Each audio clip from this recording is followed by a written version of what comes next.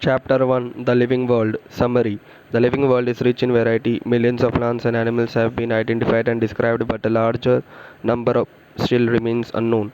A very range of organisms in terms of size, color, habitat, physiological, and morphological features make us seek the defining characteristics of living organisms.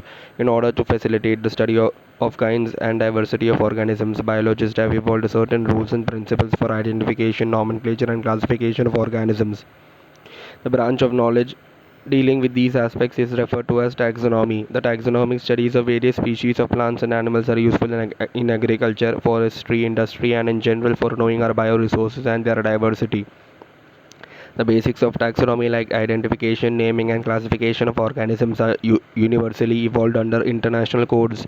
Based on these resemblances and distinct differences, each organism is identified and assigned a correct scientific or biological name comprising two words as per the binomial system of nomenclature. An organism represents or occupies a place or position in the system of classification. There are many categories or ranks and are generally referred to as taxonomic categories or taxa. All the categories constitute a taxonomic hierarchy.